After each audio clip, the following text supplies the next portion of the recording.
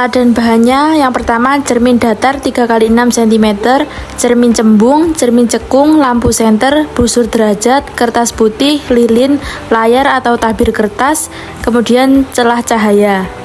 Percobaan pertama, percobaan pemantulan cahaya pada cermin datar. Yang pertama, susunlah lampu senter dan celah cahaya di depan cermin datar seperti gambar 7.1. Yang kedua, nyalakanlah lampu senter dan amati dengan baik jalannya berkas cahaya pada saat sebelum dan sesudah mengenai cermin datar. Yang ketiga, gambarkanlah jalannya bekas sinar pada langkah 2 sehingga tampak sudut datang dan sudut pantulnya. Yang keempat, ukurlah besar sudut datang dan besar sudut pantul tersebut. Yang kelima, letakkan sebuah benda, dalam hal ini lilin, di depan cermin datar dan amati bayangannya selama benda itu Anda geser-geserkan di depan cermin datar. Yang keenam, catatlah bagaimana sifat-sifat bayangan yang dibentuk oleh cermin datar tersebut. Percobaan kedua, percobaan pemantulan cahaya pada cermin cembung. Yang pertama, susunlah alat seperti gambar 7.2. Yang kedua, nyalakanlah lilin dan amati dengan baik jalannya berkas cahaya pada saat sebelum dan sesudah mengenai cermin cembung. Yang ketiga, gambarkanlah jalannya berkas sinar pada langkah 2 sehingga nampak sudut datang dan sudut pantulnya serta bayangan yang terbentuk. Yang keempat, catatlah bagaimana sifat-sifat bayangan yang dibentuk oleh cermin cembung tersebut. Percobaan ketiga, percobaan pemantulan cahaya pada cermin cekung. Yang pertama, susunlah alat seperti gambar 7.3. Yang kedua, nyalakanlah lilin dan amati dengan baik jalannya berkas cahaya pada saat sebelum dan sesudah mengenai cermin cekung. Yang ketiga, gambarkanlah jalannya berkas sinar pada langkah 2 sehingga tampak sudut datang dan sudut pantulnya serta bayangan yang terbentuk. Yang keempat, catatlah bagaimana sifat-sifat bayangan yang dibentuk oleh cermin cekung tersebut. Yang kelima, aturlah jarak benda atau letak layar agar pada layar terbentuk bayangan yang jelas dan tajam. Selanjutnya, ukur jarak benda dan jarak bayangan.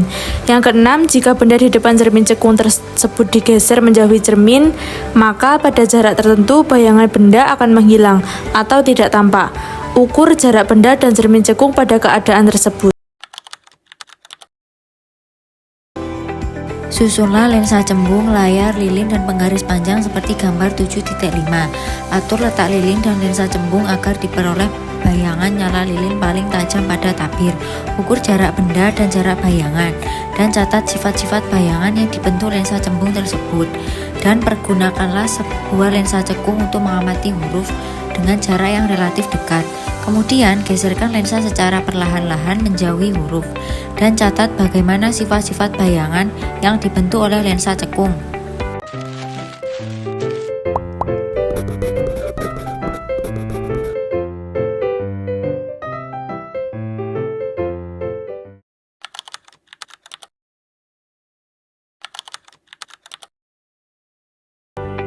Percobaan pertama, percobaan lensa cembung. Susunlah lensa pada dudukannya dan letakkan di antara layar dan sumber cahaya pada gambar 7.7. Yang kedua, nyalakanlah sumber cahaya, kemudian aturlah posisi benda dan lensa agar pada layar terbentuk bayangan yang paling tajam. Yang ketiga, ukurlah jarak benda dan jarak bayangan. Yang keempat, ulangi percobaan beberapa kali dengan kedudukan benda yang berbeda. Percobaan kedua, percobaan cermin cekung. Yang pertama, susunlah alat seperti gambar 7.8. Yang kedua, nyalakanlah sumber cahaya dan aturlah kedudukan benda dan layar agar pada layar terbentuk bayangan paling tajam. Yang ketiga, ukurlah jarak benda dan jarak bayangan. Yang keempat, ulangi percobaan beberapa kali dengan kedudukan benda yang berbeda.